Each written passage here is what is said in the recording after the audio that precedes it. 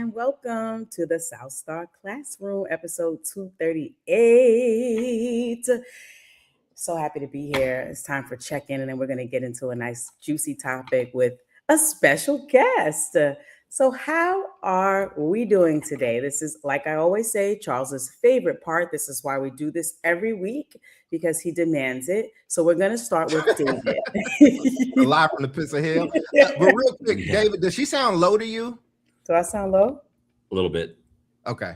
All right. It wasn't just me tripping. I'm good, man. I'm happy to be here. The finals. I'm happy for the finals. I don't have a team in the race. I'm looking forward to a good series. I'm excited. I saw, I love Jay-Z's freestyle at the Roots picnic. So I'm glad that that's kind of buzzing. It's been an interesting, good week. So I'm good. All right. And David, how are you? Yeah, good. I turned your mic up a little bit. Thank you. Yep, I'm good. It's funny you mentioned that, Charles. I've seen clips of the Roots picnic, and made a commitment that I'm going to go next year. So okay, it's something that I've always wanted to go to, and it's like they had everybody there. Everybody's at the picnic, right? It's crazy. And so I'm like, I got to be there. I got to be there next year. You might want to see the lineup first, but I feel you. Lineup change every year. I'll go just to see Black Sox. Yeah, it's an experience. Yeah. Other than that, we've got a couple days left of school here. Mike has got his finals going on, and he's last minute kind of bottom of the ninth, a good inning for him, bringing up some of his grades. So it's looking like things are going to end up generally pretty positive. And we're also wrapping up the whole band season. So we had a banquet last weekend for all of the music programs at the high school, instrumental music, indoor, marching, outdoor, orchestra, jazz, all of them. And it was nice. We had a turnout of about 100 people, students and their parents, good food and, lots of awards and just honoring the young people. So that was a very, very positive thing that we just wrapped up, and that's it. Nice. I love it. Thank you for that. I'm doing quite well. The weather, I think it's finally at least spring. We've had consistent days of sunshine. We got clobbered with a bunch of rain. So I'm happy that the sun has decided to not just visit us, but stay with us for a little while. And same thing here where we've got 2 more, maybe 3 more weeks of school. At this point, I'm like, why are we still going? Just wrap. That's great. That's late. Just finish it. Everybody else is done. Just wrap it up. And guess what? New York is still going. When we're done, New York is still going because they're not done till close, like the end of June. Right? So it's just like, come on. We know they're going to go to school and out of here. Play movies and show them Aladdin, the new version. We've had enough. So, all right. Anyhow, all the kids are going to be on their cell phones. On their side. What makes you say that, David? Oh my goodness. So let's get into today's topic. Today, so last week, Sid and I were driving, and this news came through. He started telling me about this law that just got passed, or this act rather, that just has been passed in Maryland. And I know none of this is new. I know we've done shows on cell phones and whether they should be banned and usage and all of that. Today, I really wanted to tap into the attention crisis. So it's this ban that has happened in Maryland, which some other states have had or are following suit. But it's also this conversation that continues to happen around whether or not the alpha generation, the Gen Zers, can pay attention. All right. They have gotten a bad rap for paying attention or not being able to pay attention in class. And it all gets blamed on electronic devices. Right. And so I really want us to kind of answer some questions around that, have a discussion around that today, like the attention crisis. Right. And what's happening? Why does it exist? And how do we get it back? So before we go into that, I've got some data that I want to share with you. Okay. And so we're diving into Maryland's recently approved HB 525, the Phone-Free Schools Act, and the growing national movement to restrict cell phones and electronic devices in school. So when Sid, who is also our special guest today, who we'll bring up shortly, when he was telling me about it, it's a pretty comprehensive list, because they not only talk about cell phones, but smart watches, anything you could think of, it's on the list. Okay. So like I said, the episode's not just about phones, it's about attention. And so we know across the country, more states are moving towards phone-free or restricted device policies. And this is one of the first issues that there is tons of bipartisan support on from both education and political leaders. We don't see that too often.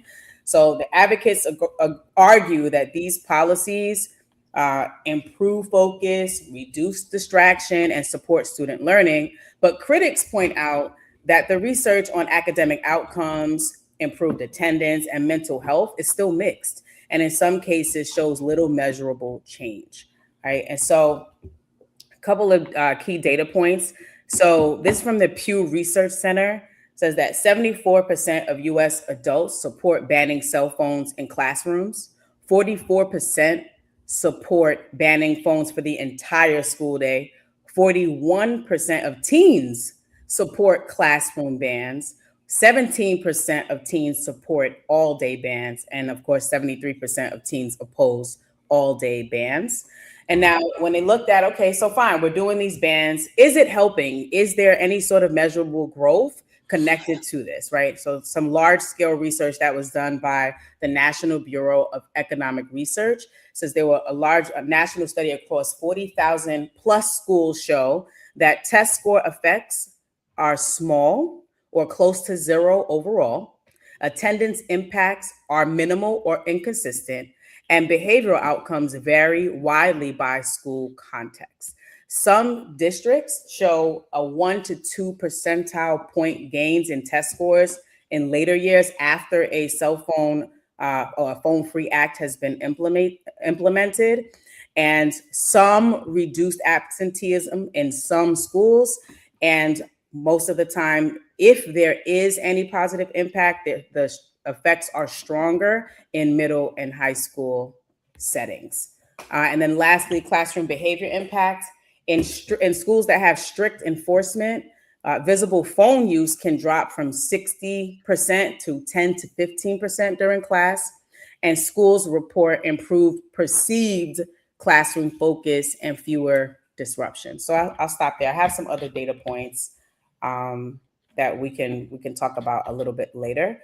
But let's get into question one, which is the attention crisis. Are cell phones the problem or the symptom? And when we talk about fighting for student attention, what's actually driving the breakdown? You want us to bring him up first? Are we going to welcome our guest? You got to bring your guest up.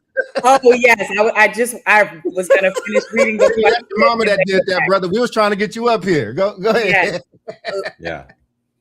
I was going to finish reading the question first. Okay, sorry. I'm like, wait, did I miss the cue to bring him up? I was going to say, and now let's bring up. Okay, all right. Well, go ahead and bring him up. Bring the young man up. Okay. Yes. Well, welcome, my firstborn son, Sydney Judah Mosley. Welcome to the South Star Classroom, Sydney. Welcome, Mr. Mosley. Welcome. Hello. Well, tell us a little bit about yourself. I think you just had a really good win on something. Like, let the people know who you are, and then we can hop into the questions. Yeah. My name is Sydney Mosley. I attend Bowie High School, and I'm in the marching band. Okay. So go ahead with your questions, you. Right. Next. Great. All right. So, so the first question is the attention crisis. Are cell phones the problem or the symptom? When we talk about fighting for student attention, what's actually driving the breakdown in attention in today's classrooms? And David, I'm going to throw it to you first. Yeah, great question. I would say in the spirit of, the binary world that we tend to live in when we talk about political or social issues, I would say neither. I would say I would say cell phones are part of the problem, right? Yeah. They're part of the problem. But and I mean, cell phone bans really are about operationalizing systems to hold cell phones from the beginning of the day to the end of the day, right? Or whatever system you have. I have a lot to say about this because there's different ways of actually doing the technical work of cell phone bans. But really it comes down to like trust. So are you a school community that has built trust with your young people and your families? Because then doing things like cell phone bans are a little bit easier. But if there's not really any trust, it's going to become it becomes a much bigger problem. We can get into that later. But long story short, cell phone bans don't improve instruction. Yeah. Okay. They don't make teachers better. I would agree. So let's Yeah, probably not. I think especially if I'm a student, I probably wouldn't want cell phones fully banned or whatnot. I think I don't have a problem with them being banned. I like those bags. Like if you go to a comedy show and when you need it, you can get it just in case there's an emergency or whatever. But there's been a lot more school without cell phones than there have been with cell phones. I don't think it's just that generation's attention span is low. I think everybody's attention span is just low. I drop my kid off at school and I see the adults walking around. That's what I'm saying. I think it's everybody. I think it's the phone. It's addictive. I think it's you're getting paid to like do a job. You're like monitoring traffic or whatever. I'm like, and you're not even looking around at, you're just like stuck on your phone. I'm like, no, dude, that's not good. Anyways, that's a trigger for me.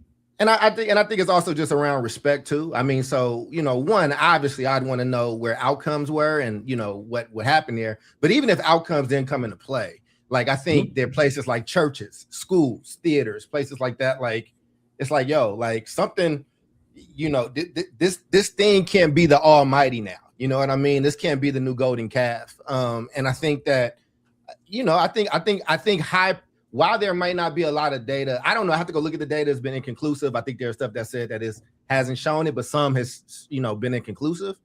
I do think that even without that though, like I could see, unless the phone is an integral part of that classroom or like you're utilizing it, now they got the calculators and stuff like that, or you're doing something from it, and look, one of the things that I've seen is high performing schools that do really, really well. A lot of them they ban phones in that space, and part of it is around attention and wanting you be fully engaged. So and then I think there's this belief, well, not a belief, what data does show is that these damn phones add a lot to youth depression and image issues and cyberbullying and things like that. So I mean, even just for that on its own, I think that it's I could see that being an issue. It looks like we lost our superstar. Yeah, he said his audio is terrible. It's sounding like crackers or crumbling or something. So I told him to log out and come back in. So we'll see if it works. Okay. But yeah, I mean, I agree with a bit of what both of you have said. And the word that's coming up for me is like, is it cell phone usage or is it like, I don't want to say unpoliced either. I don't want to say unpoliced, maybe unmanaged or unsupervised, or like, I think the fact that we have schools that are happening for a limited amount of time, right? But yet we are trying to use that limited amount of time to correct, right? This behavior that is built outside of school. It's like, so we try to make school the fixer for it, which I don't necessarily think is fair, because in addition to what you said, David, about the trust being built, and if the trust isn't there, then the policy it's not going to go anywhere. But also if the partnership isn't there between home and school, it's also not going to go anywhere. Right. Got parents that are like, so what? Like he texts for 19 hours at home. Like, what do you want me to do about it? So take them away. I mean, but Jube, you and I are around the same age. Huh? But you and I are around the same age. We're the group that went from nothing in schools to beepers and then cell phones and Walkmans and Discmans, and you knew what the rule was. If a teacher saw it, or they taking it and they giving it back to you at the end of the day, you know what I'm saying? Like and I think somewhere along the line, phones just became so ubiquitous that it was like, all right, whatever. But teachers still reserve the right to be like, hey, if you don't get off that phone, you're gonna have to leave it up here. I think that a school should still be able to enforce that rule at their discretion. But again, we got a young person here, and like I said, I would completely understand, and wouldn't have a lot of pushback on them being like, nah, I want my phone, B. But you don't always get what you want. So it is what it is. I mean, it's an interesting topic. Yep. Thank you. So Sid, what are your thoughts here? Are cell phones the problem or the symptom? And when we talk about this fight for student attention, what do you actually think is driving this breakdown for lack of student attention? And I'll be right back. I'm gonna let my dog out. So I believe that the biggest problem right now, it is partially the phones, but also what's happening, especially in Howard County, with the deficit of our attention, it's spiraling. And to be honest, you're a little crackly on my end. You're a little crackly on my end. I don't know if he's on y'all end. If he is. Yeah, it's a little choppy. Are you on Wi-Fi or are you on I would say if you're on Wi-Fi, try to be on your 5G. If you're not on 5G, I would say switch to Wi-Fi, but see if it changes things. Can you hear us? That's another reason for the cell phones. They don't even work all the time. Gotcha. It's all good. The show goes on. We got him. As soon as he comes back, we'll put the spotlight back on him. He'll come back. I mean, let's see. I want to say that my first teaching job, my first principalship, we were on the front end of cell phone bans. Like this is going back to the early 2000s, right? 2002, 2003. Back in the day when you could have a three-way contract between the school, the student, and the family, and probably had a bunch of stuff written in there that violated California's ed code. We would have, we had an incredibly strict cell phone policy at Unity High. The kids got to keep their phones, but they had to be turned off during the day. And even if we saw, like if Charles had his phone and it was like sticking out of his pocket, even if it was off, it got taken, right? And it got taken till the first time till the end of the day, second time for 30 days, and the third time till the end of the school year. And it was pretty, nobody wanted that. It was like really, really strict. And sometimes you're just like, oh man, this sucks. But this kid, this is their third violation, whatever, 3 strikes mentality. I don't know if I would do it like that now, but but the rationale for it was definitely like we wanted kids to come and just like be kids and engage with one another, engage with their teachers. But we also had like a really intense gang problem. And so we would, and to deal with like cyberbullying, we knew it couldn't happen because the kids didn't have their phones. Also, if we had some kind of beef that happened at school, we knew that the kids couldn't call their DOs or DIs to show up after school to cause, violence in the street, which happens in Oakland. So we kind of created this like bubble, right? Or like if you have an emergency, you call the school, we'll take care of it. But that's the other thing. And like if you're going to restrict devices for many families, like they want to be able to contact to know that their child's safe. So if you're going to like do a cell phone ban, I'm not even talking about instruction. I'm talking about like basic safety. If you're going to do a cell phone ban, you sure as hell better make sure that you're providing a safe environment for that student too, right? Yeah. And I get that. I mean, just as devil's advocate though, right? Like again, cell phones just became ubiquitous. Let's give it 20 years, right? 25.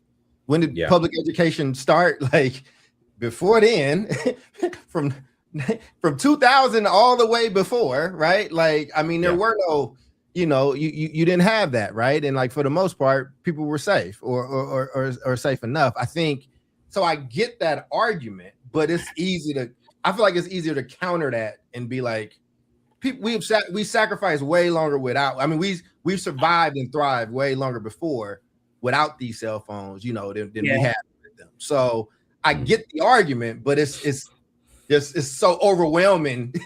Like this is brand new, you know. So I don't know.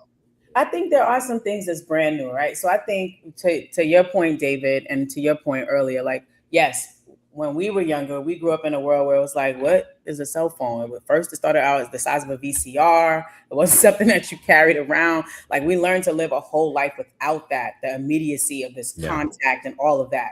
And that, we're talking about just the phone part. And then when you add on social media, that's a whole nother monster right there. But I think what we had then is, don't let this school call my house and tell me anything about anything.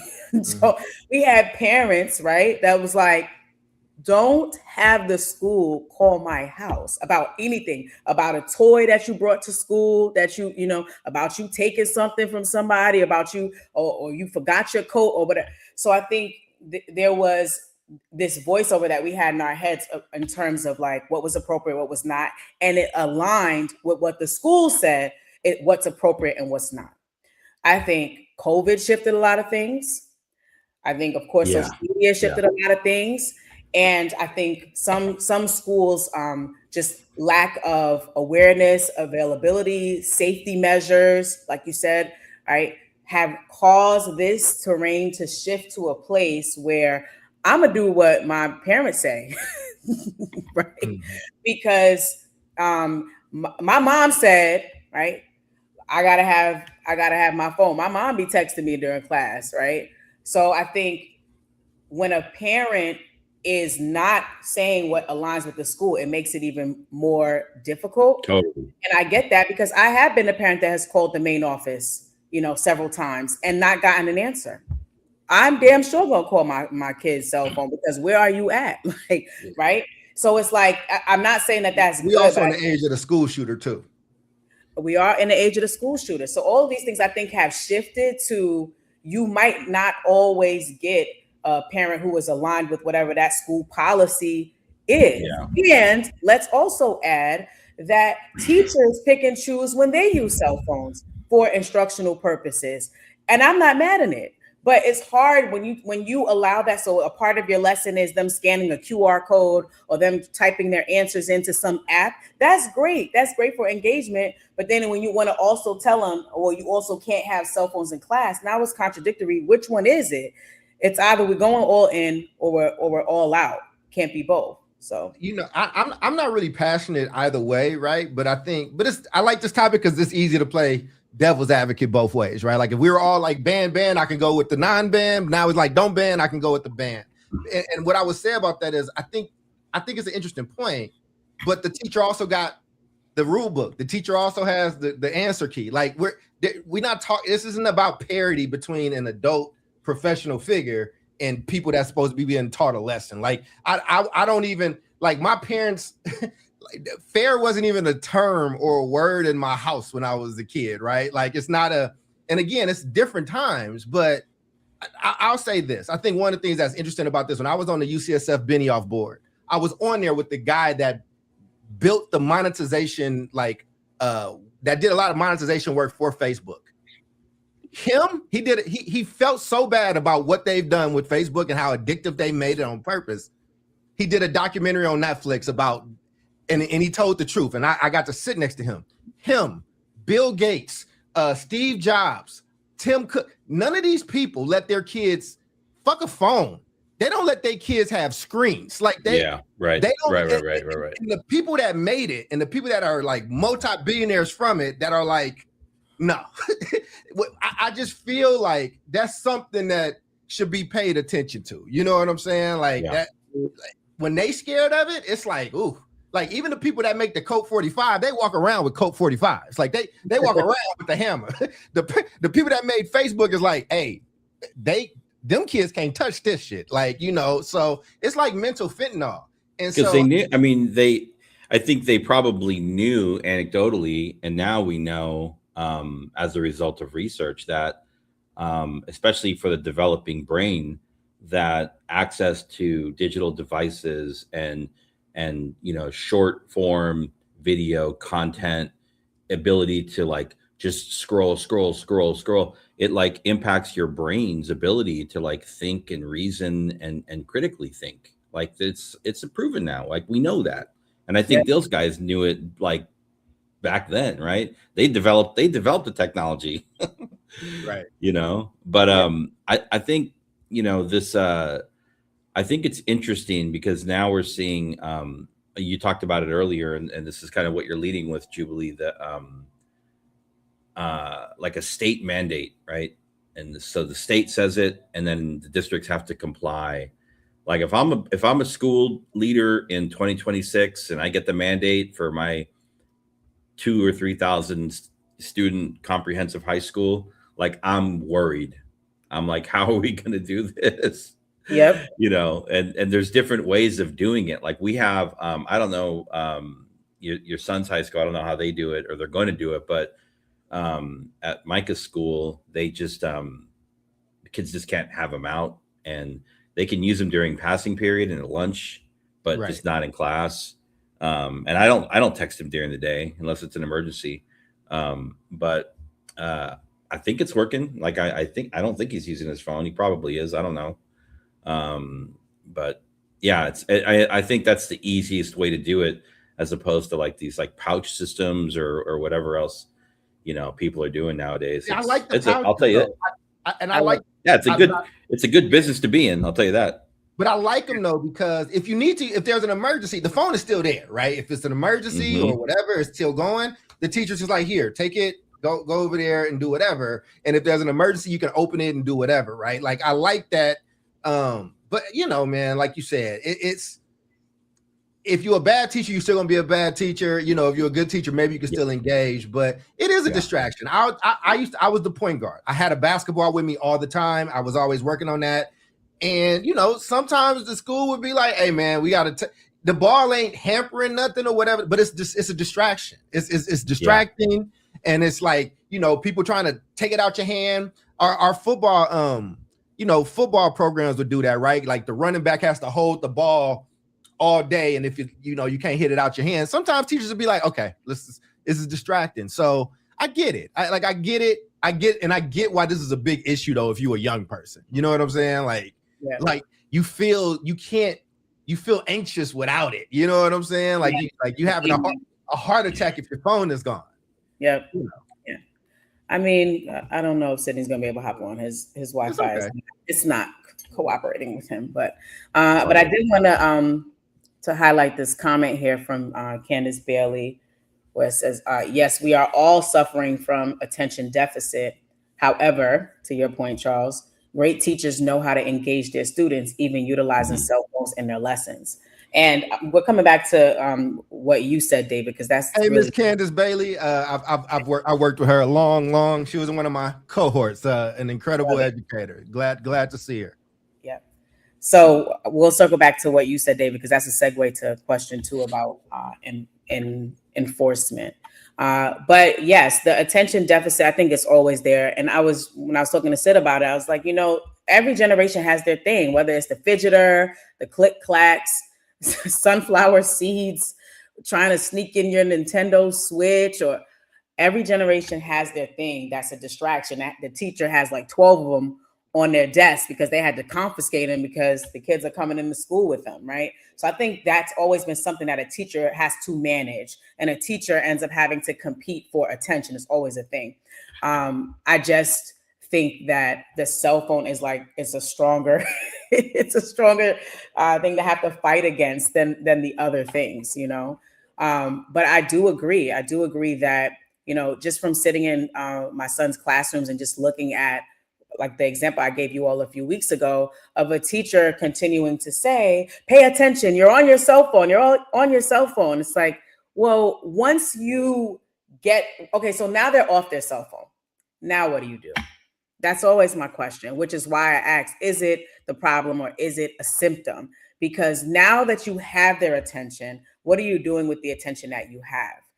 Are you well planned? Are you prepared? Are you doing things that are engaging? Are you having them engage in academic discourse, turn and talk, moving, get up and walk across the room, like all the things that make a lesson memorable, right? And what I saw was a teacher continuing to redirect students to get off their phone, a task that was not rigorous. So you had a 90-minute class and maybe about 10 minutes of work. So kids were either scrolling on their phone, heads down. And where was the teacher? At the desk, on her computer, on her Oh cell my goodness.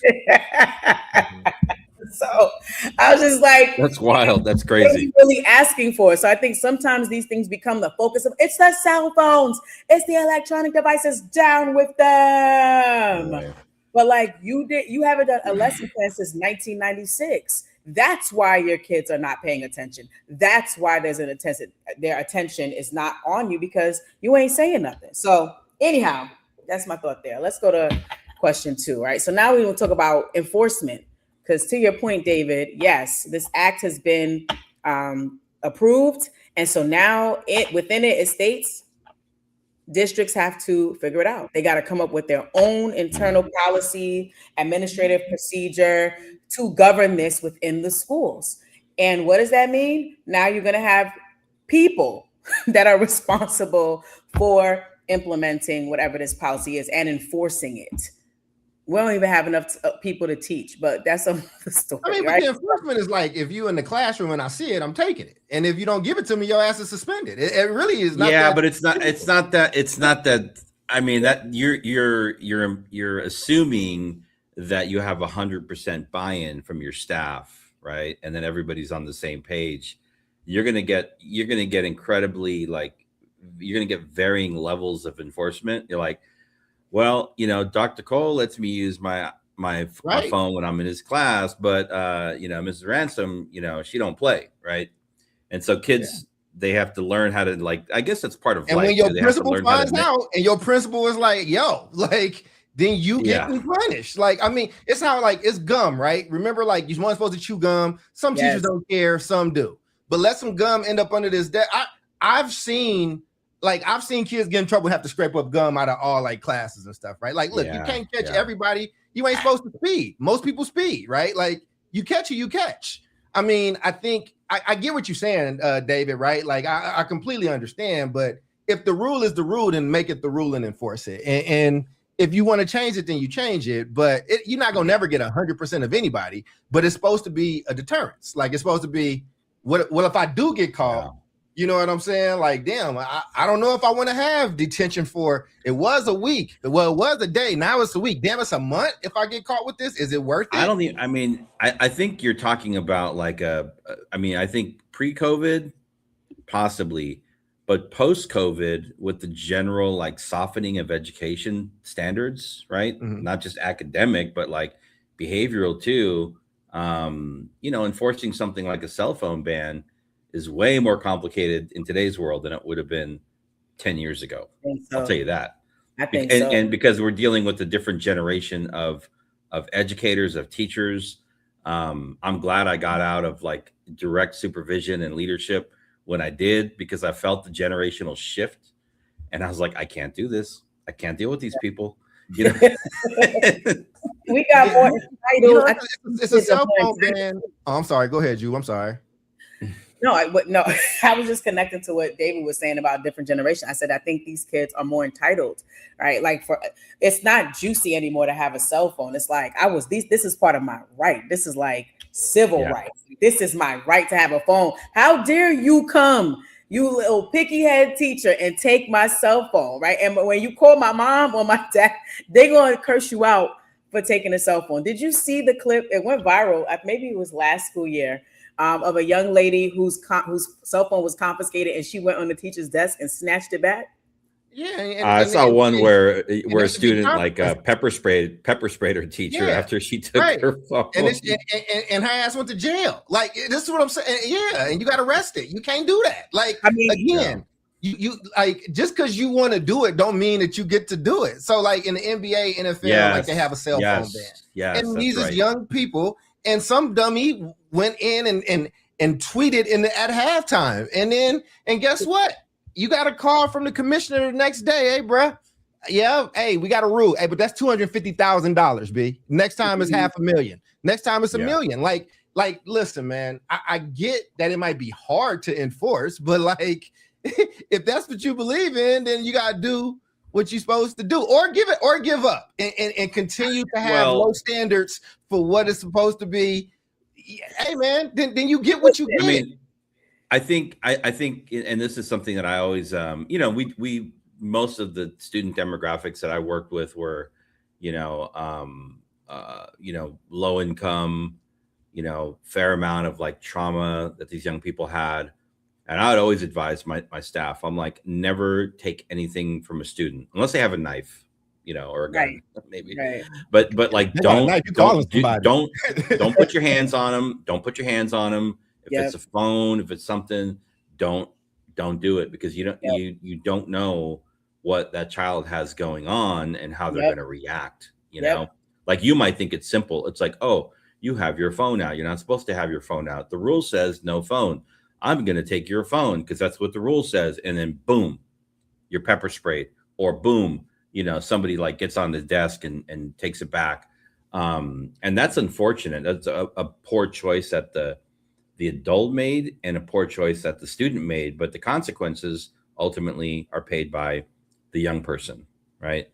It's kind of, I'm not playing devil's advocate. I'm just saying, like, in many cases with like cell phones and other things too, it tends to be like a setup for young people. Right.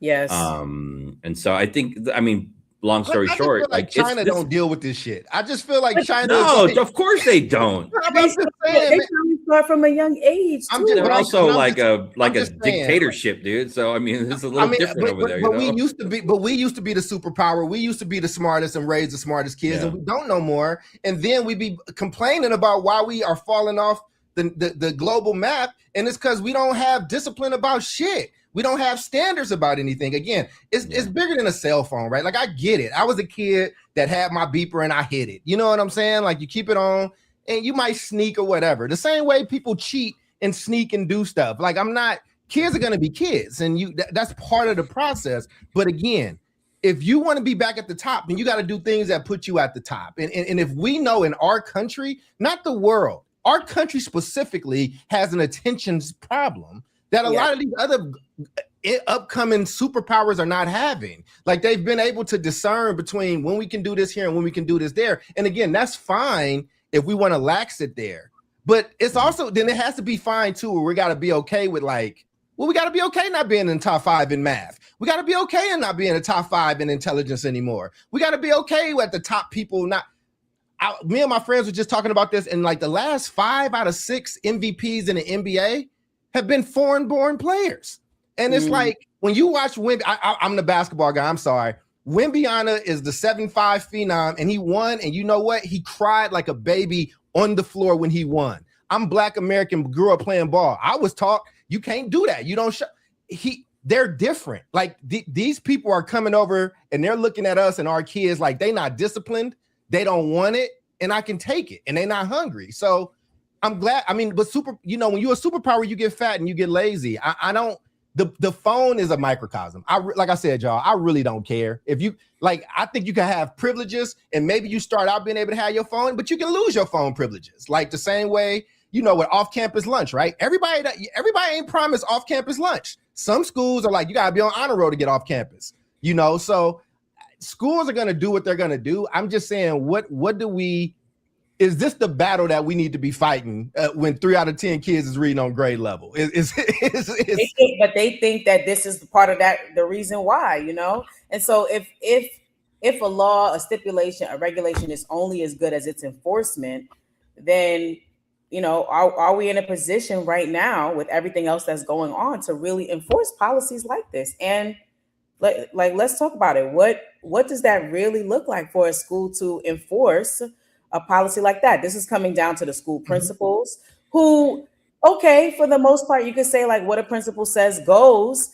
But if this stuff is happening in the classroom and I'm the teacher and I got, Tatiana or Joseph or Johnny or whoever who already done showed me they gonna buck up if I try to confiscate their phone, I gave them warnings, they're not respecting or whatever, then what do? Do I now engage in this back and forth that's going to take away from instructional time to get your cell phones? Or am I going to just back off and teach the kids that want to learn? I also hate that quote, but teach the kids that came to learn. What am I going to do as a teacher? Yeah.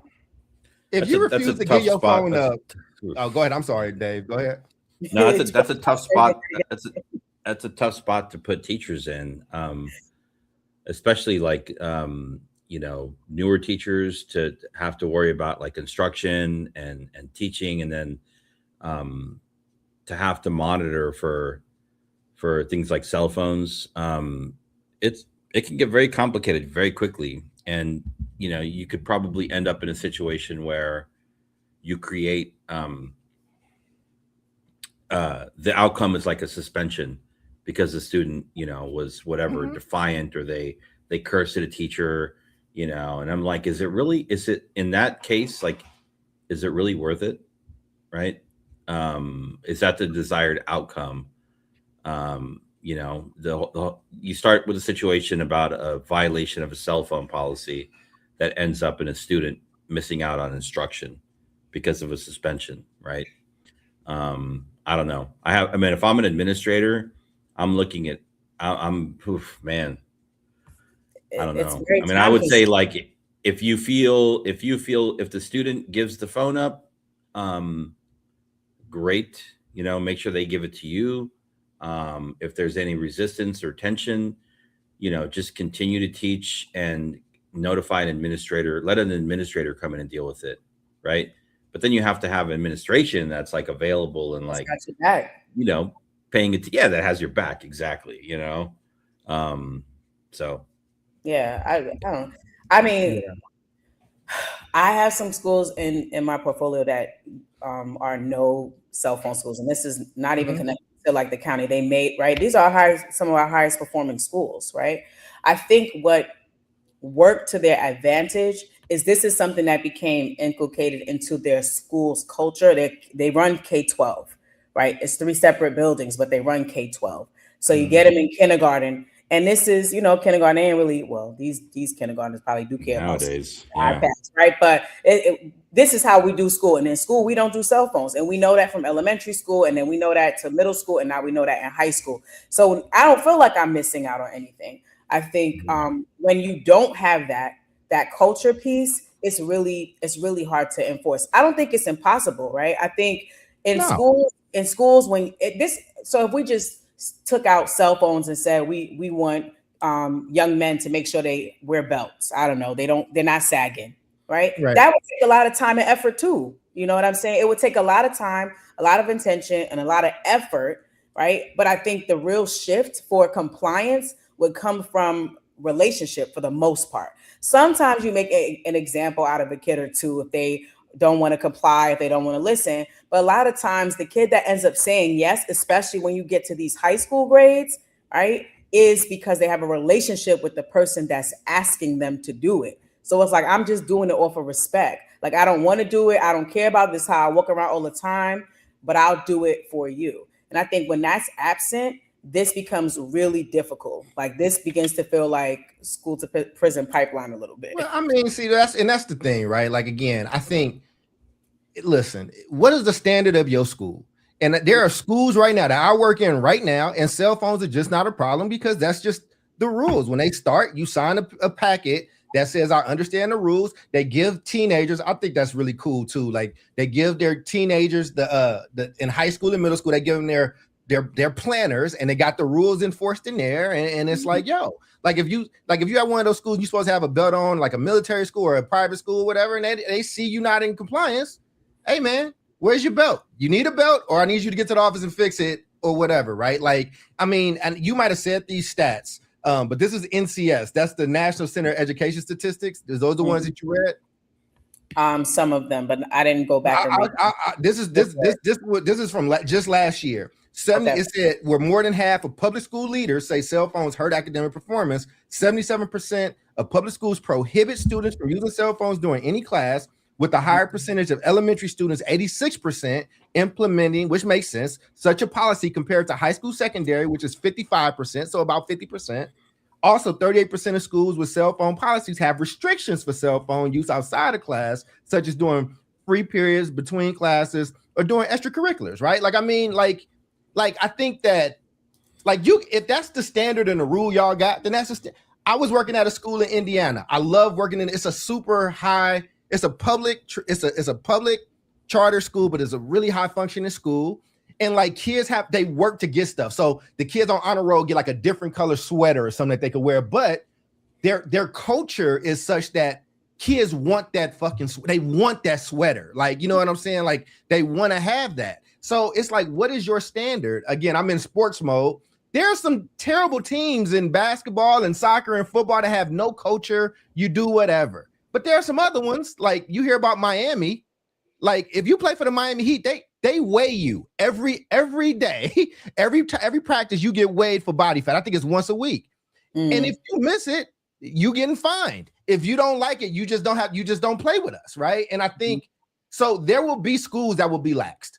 But I think while there might not be proof that there is a direct correlation between, proficiency and cell phone use and all that stuff, what I do think is that you will see a set of actions and culture from high performing schools that will be missing in lower performing schools. And I wouldn't want my kid in the school where the cell phone issue is the top issue of the day. That I feel like that's telling me a lot about the school. Does that make sense? Like, it's like, damn, that's what we're dealing about.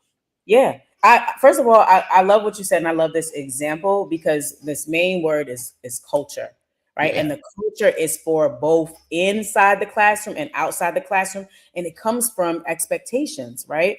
So in a school like that, of course, they're not talking about cell phones all day. They're dealing because they're like the cell phone is that's a symptom. Right? What we're going to spend most of our time talking about is how to create an environment in a school that kids want to come to. And guess what we're going to do? We're asking the students for all this. And if we're asking the students for all this, we're asking the teachers. And that's the thing. I think a lot of times in our realm, in this landscape, it's always, okay, and I know probably every stakeholder will be like, yeah, y'all ask us to do more too. But it's like, yes, we're going to ban the cell phones. Tell the kids they need to pay attention. What are we asking the adults to do differently? Because I think that if the adults did something differently, and I guarantee if you took me to visit this school, we probably would see some really strong instruction happening in those classrooms. They might have chants and school songs, and they probably have tight transitions with students literally not lingering in the hallway way past the late bell. They probably want to be there, and they make the effort to be in class and engage, right? So I think school culture is a real big part of this, and it can change, right, how much students are actually all on their cell phones and tapped out, because they have something to look forward to when they're going in the classroom. They have something to look forward to even after school, And so I still think some of the old school stuff works. Like my kids, I can speak, like they're in marching band, right? Dave's kids in marching band. Like those kids don't be looking at no cell phone because they cannot even breathe because they carrying the 4 drums or the cymbals. Exactly. Whatever. Kids in wrestling, kids in basketball, kids in whatever club, right?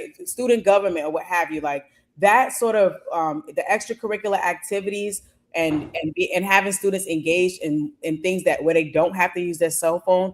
Like it still exists. I think we just need to not lose sight of the fact that these things can still help students get experience and put the damn cell phone down and pay attention. Sorry. Yeah, I also got to add to the conversation. I think we also got to look at the context, right? Like, David between Oakland and San Diego, you between New York and the Maryland area, but East Coast kind of like, areas or whatever. I'm in the Chicago area. Like these kids can't even have their backpacks have to be see-through. Like you understand what I'm saying? Like the context. And again, they're probably dealing with that too. But when you got to enforce some stuff, it's like, yo, we enforce. And I was trying to think of a good simile, right? Like, let's say me and David are brothers, right? And like, I get sick and the doctor tell me I can't have certain things. I love sweets. I love this. I love that.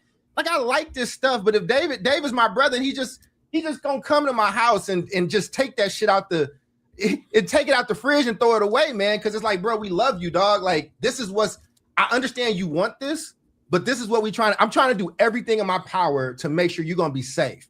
In this thing, if we're like failing our kids are not graduating, kids are not learning. And it's like, maybe this cell phone thing isn't the answer, but maybe it's part of it. Like, well, let's try that. Let's try these different things. I just think that, the simile still doesn't necessarily fully work, but sometimes you just don't get your way. Like I get that you're a kid and you want some shit, but so what? Like you get what it's like, yo, like you gonna have a job. I agree. Plus, they go other places. If they went to go see their favorite, I don't know who's out, Party Next Door, I don't know, their favorite artist, and it's at an event and they cell phone. You think they're gonna go out there and argue with the safety officer? I mean, or the security guard, and you're not gonna get inside, right? So I think it's also like societal norming. It's just like in certain places where you just can't have it, you know.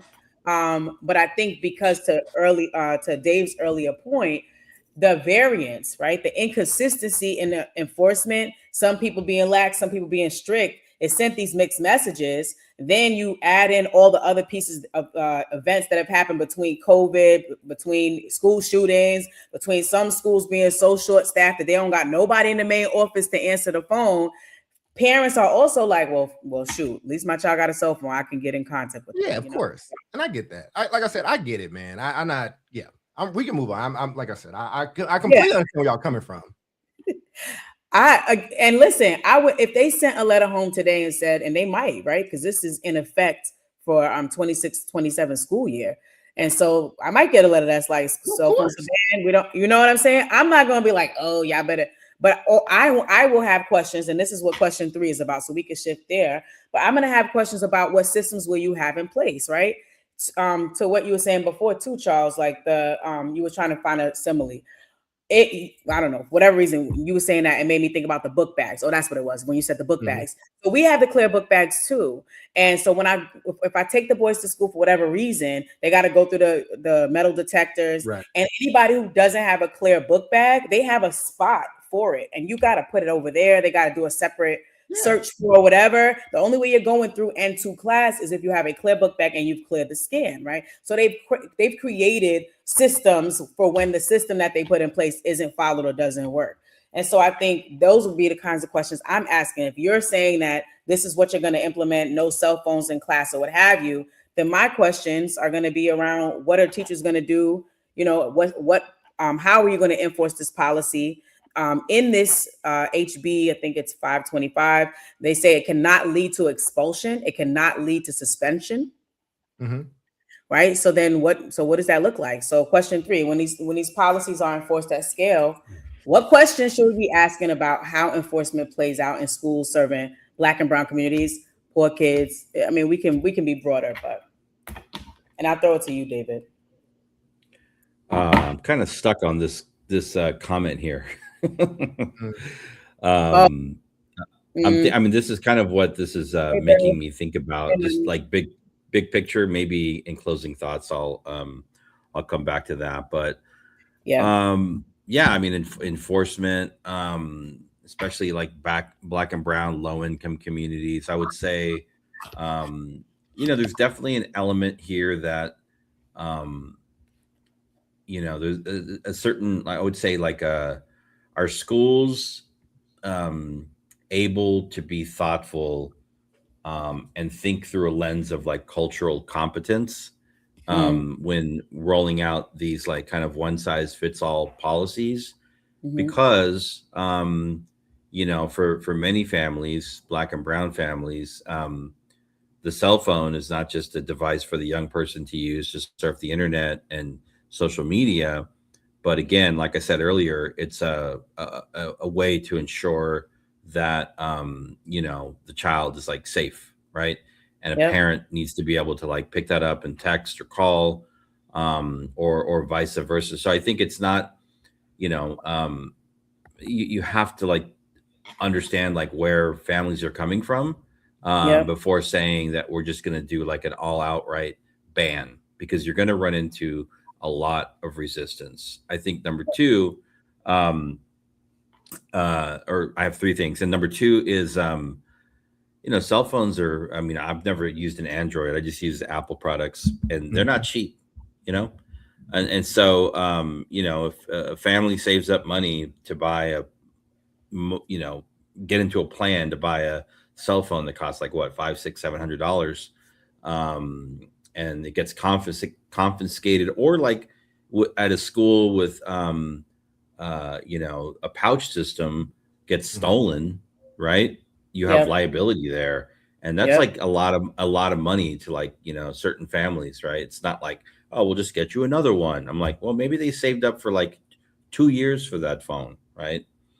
And then I think number 3, it would be interesting to see that, you know, I'm glad that there's some provisions written into it around, you know, no suspensions, kind of this and that, but inevitably you're going to run into conflict, and I would be curious to see how, what the data looks like around, you know, what happens when somebody doesn't want to turn over their cell phone. That can snowball into other things, right? Yep. So yeah, those are my quick thoughts on that one.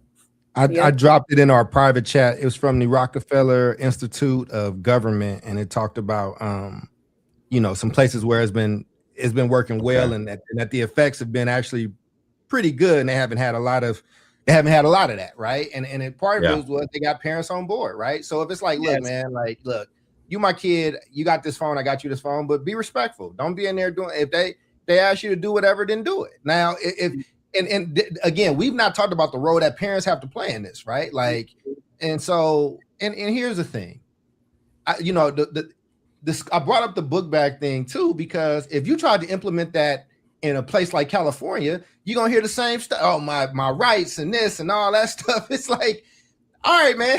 Like, I guess everything is hard until you do it. I mean, you know, yeah, I mean, the questions that you should be asking is, like I said, I thought that was well written, like you pointed out, David. Like, look, this can't lead to this now. Now, David and I and Jubilee, we all know we're not gonna cite that it's the phone reason why it's you calling me a stupid bitch when I took your phone, which is gonna lead to you being suspended. You know what I mean? Exactly. But again, though, right? Like, school is also a part of socialization. It's also a part of, like, yo, there's a society here, and there are things that where you should have freedoms and things like that, and we should have that. And then some shit we just got rules for. Like, you just gotta have it. Again, I'm not trying to just be super rule enforced. And again, if you're a good kid in a good school and you ain't tripping, then keep your phone. But with where we are, right, with the type of crises that we in, you got to try some things. You got to try something. And I can't be in a school that's subpar in teaching and learning and math and reading and history. Yeah. And then I go into a class and I see everybody on their fucking phone. Like, it's like, and if you scared to deal with your teacher and your teacher can't handle it and you the principal, look, maybe and I say this to y'all with respect, right? Because y'all have both led schools. When I was in high school, my teacher, my principal was a gangster. Meaning she would randomly pop into classes and the students didn't just sit up straight. The teacher was like, because they didn't want that smoke. So if you can't, if you're not able to do what you gotta, I get it. I'm just saying, man, like, if this is the biggest issue though that you're dealing with and you struggling here, we kind of cooked, right? Like, kind of cooked, you know? Well, the babies want their phones, and I can't do nothing. Well, I don't know if I want my kids to go here. I'm just trying to tell you, based on what I have seen over the past few years, people are picking their heart, and this is not one of the things they pick. They got 30 kids. I got you. And 4 of them is paying attention. They're like, well, hot dog, it's a good day. The rest of them are sitting in there tapped out on it, and it's just, you know, so that's all the things, like teacher burnout and all that. But anyhow, we're shifting into oh wait, Dave, did you get a chance to answer this one? I did. Yeah. Okay, so we're circling back to you for my response was so profound you forgot what I said. Oh, let me just share this. So I found before we go to final thoughts. So this is from the I keep on effing up the number, HBO 525, right? So it cannot go to expulsion, it cannot go to suspension. So they have a tiered discipline level. So they got level 2 to address repeated behavior. That's like a second infraction. So there's no like level 1, you got a reminder or whatever. Level 2 is parent outreach, a daily progress sheet, restorative circles, securely store the student's cell phone in a teacher or administrator controlled locker, bin, or drawer for the duration of the class period. All right. Level 3 is to address persisting behavior that poses a disruption to class. This is the third infraction. Parent, guardian, and student conference with teacher and administrator, behavior contract focused on cell phone use with parent, guardian input. Student cell phone is stored in the school central office for the remainder of the school day, awaiting parent, guardian pickup. Referral to student support team IEP team if the student has accommodation or modifications. Just give them all IEPs. It gets better, right? Like what? Level 4, to address serious behavior infractions while keeping the student in school. 4th infraction, loss of privileges such as confiscating of cell phone during specific class periods or for the entirety of the school day. Permanent confiscation, ban of phone. Students may not be permitted to bring their phone into the school building and or may be asked to turn in their phone each morning to be held for the duration of the school day. You know what? Let me kick off final thoughts. If I let us, that's insane. And I'm throwing it to you after, and Charles, you can wrap us. If I let a school today, I would have a no cell phone policy. That's my honest truth. I would do a no cell phone policy. If we just did all this for you. because I feel, but here's why. Because you agree with me. Like, no, I think that okay. It's okay to agree with me sometimes. It's fine. I do agree with you. I just think that there's a more robust response, right? From like a 360, right? So like no cell phones. Dope ass teaching. I don't want to hear nothing. Come in here prepared to teach you. I don't want to hear nothing. If you got a 60-minute period, they should be working. It needs to be engaged. So that's how I ran my school. You know what I mean? Like, I mean, yes, it was 10 years. It was almost 9 years ago, and we didn't have these kinds of issues. But distraction has always been a thing, right? We've always had some kind of attention deficit. And if you're a poor teacher, you definitely have an attention deficit in your classroom because you're not saying anything worth listening to, right? And so, yes, I'm going to highly support you as a teacher. Make sure that you have everything that you need. Make sure that you have time to plan, to think, and to really, provide strong instruction. And that in and of itself, and how to build strong culture in your classroom, that in and of itself is a cell phone and distractor deterrent. Mm-hmm. That's what I believe. So yes, I would say that. And I'd make it so that we all got to be on the same page. Everybody has to be enforcing it. But I bet you if we start out by just saying what classrooms and culture should look like throughout the school building, we would spend way less time talking about cell phones. We probably get 90% on board, and you might have that 10% that you is a little rough. But outside of that, I think with that kind of policy in place, you're going to get most people because you're addressing the real root of the issue, which is poor instruction. Yeah. I'm throwing it to you, Dave. That language that you read from the policy is it was insane. It was like very stressful for me to hear that. It's so complicated, and I'm like, who's tracking all of that? Right? You're on step 17, and so like that's totally insane. I would say if you're going to have a policy, make it very simple for people to understand. I agree. If I were running a school today, it would definitely be a cell phone free school. But I also think that school culture trumps everything else, right? Mm-hmm. If you have a school with a strong school culture, cell phone bans or usage or even dress codes they're secondary, right? Because you have a strong school culture. Yes. And then, like I said, when we opened the show, it's not really about cell phones. I mean, that's part of the issue, but like you brought up the example, Jubilee, of a 90-minute learning block, with an activity that takes the kids like 10 minutes to do. And you're just like, you're setting kids up for disaster. No phones or phones, right? So naturally they're going to look for a distraction. So I think the real question is like, how are our big comprehensive like school districts addressing quality instruction, and how are they ensuring that quality instruction is happening? Our principals out monitoring, our assistant principals out, our dean of instruction's out monitoring classrooms. And I will tell you, like in our big school systems, they're not, and so it feels like for school bans to come through the state legislatures, it might make them feel good and feel like they're doing the right thing for kids. But man, implementation is going to be very tricky for people. And so just going back to, this earlier comment, I'm like that's real. That is real. That's real. So well, not if over 70% of the school districts in the country are currently implementing and utilizing cell phone bans in some form. And it's not a full-on ban, right? But it's like a regulation of it, right? But I'm just saying that's what the data said, right? Define implementation. That's my question. But I mean, but it's having a policy. But it's having a policy right now. Again, you got to enforce the policy. But there are 70% of districts have some type of policy. I mean, I would say this as I go into it, and I love Bill.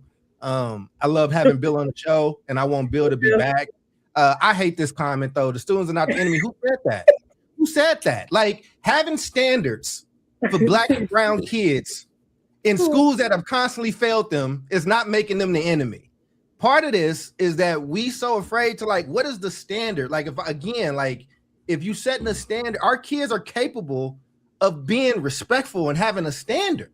Like this is not like there is blatant racism in education and public policy, but having a standard is not necessarily that. And I get I don't get what he's trying to say. I guess in my thing, again, like y'all said, it's really not about the cell phones, but the standard of educating kids and what goes into that and standing on something has got so eroded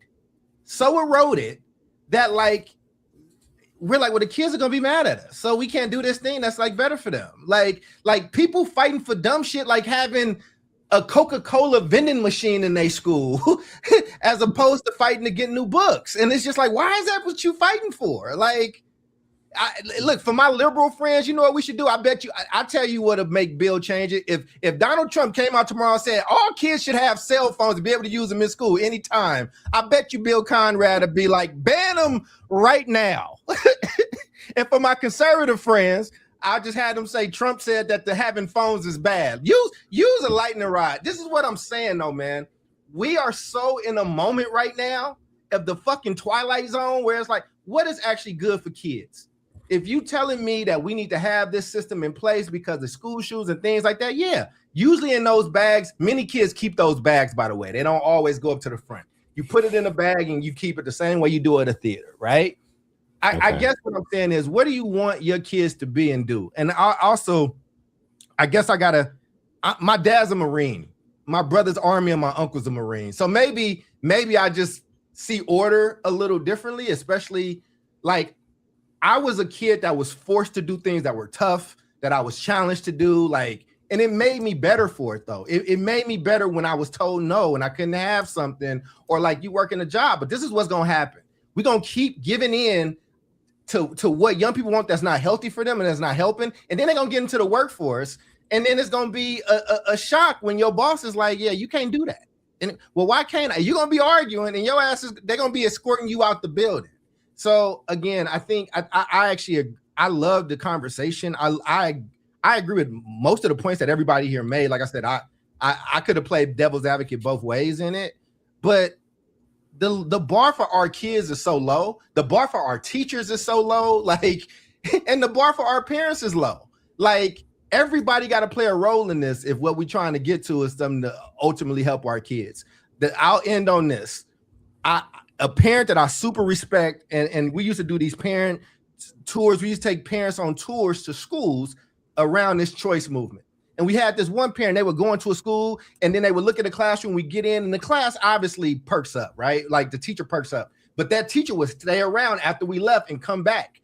That parent saw kids get on they Walkman or phone or whatever in their ear. And they was like, my kid can't go here. Like my kid not going here. Like I can tell already that the quality here is not going to be up to snuff of what my quality is. So parents, what is your quality that you want for your kids? And a school phone ban be damned. You should, hey man, that's distracting. I don't want to hear about that fucking phone coming out unless it's an emergency. I'm telling you, I don't give a damn what a policy say. I'm telling you as your mama, as your daddy, because you here to do this thing. We got to get back to that. Because, man, I'm in these schools all across the country every day, as I know y'all are in your areas, man. It ain't sweet in there right now, man. Like, these kids ain't learning. And the tail is kind of wagging the dog in some places. But I love the topic. I wish we could have had Sid. happy for him to come back whenever. But this was a great episode, Jude, and thanks for the topic. Thank you. Thank you all for tuning in. This is the South Star Classroom. Make sure that you join us next week, Tuesday, 3 and 6 p.m. Y'all figure out what your time zone is, because you know what? I always mess it up. Anyway, I'm Jubilee. That's David, and that's the Dr. Charles Cole III. We'll see you next week. Peace. Peace.